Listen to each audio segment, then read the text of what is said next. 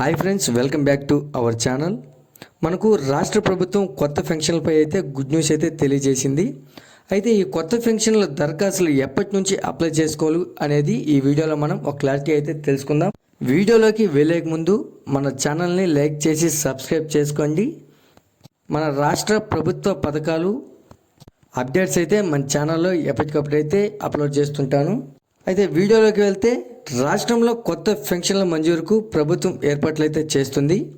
అయితే ఎంతో కాలంగా కొత్త పెన్షన్ల కోసం ఎదురు చూస్తున్న వారికి కూటమి సర్కార్ అయితే శుభవార్త చెప్పింది. అయితే కొత్త పెన్షన్లపై కీలక నిర్ణయం అయితే తీసుకుంది. అయితే మనకు రాష్ట్రంలో అర్హులైన వారికి కొత్త పెన్షన్లు అందించడానికైతే ముందుకు వచ్చింది.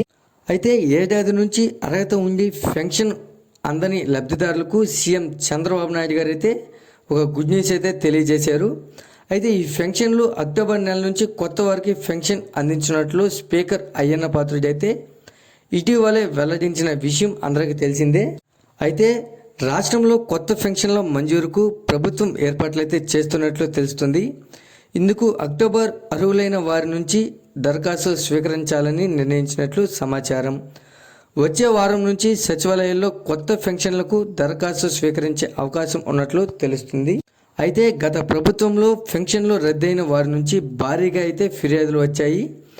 అయితే వాటిని పరిశీలించి వాస్తవాలు గుర్తించి దరఖాస్తులు స్వీకరించిన 60 రోజుల్లోగా కొత్త పెన్షన్లు మంజూరు చేసేందుకైతే ఏర్పాట్లు చేస్తుంది. అయితే అర్హత లేకుండా పెన్షన్ ఎవరికైతే అందుతుందో వారిని గుర్తించి వారి పెన్షన్లు అయితే రద్దు చేయబోతున్నట్లు ప్రభుత్వం అయితే వెల్లడించింది. ఈ క్రమంలో రాష్ట్రంలో దాదాపు 2 నుంచి 3 లక్షల మంది పెన్షన్లు అయితే రద్దయ్యే అవకాశం ఉన్నట్లు సమాచారం. అయితే మనకు ప్రస్తుతం రాష్ట్ర వ్యాప్తంగా 67 లక్షల మంది వివిధ కేటగిరీల్లో అయితే ఎన్టీఆర్ భరోసా పెన్షన్లు అయితే అందుకుంటున్నారు. అయితే వీరిలో 8 లక్షల మంది దివ్యాంగ పెన్షన్లు అందుకుంటున్నారు. అయితే మనకు ప్రభుత్వం త్వరలోనే వారిలో 60,000 మందికి తిరిగి వైకల్య నిర్ధారణ పరీక్షలు అయితే చేయాలని నిర్ణయించినట్లు సమాచారం. అయితే మనకు కొత్తగా పెన్షన్ మంజూరుకు వచ్చే వారం నుంచి సచివాలయాల్లో కొత్త పెన్షన్లు దరఖాస్తులు స్వీకరించే అవకాశం ఉన్నట్లు తెలుస్తుంది.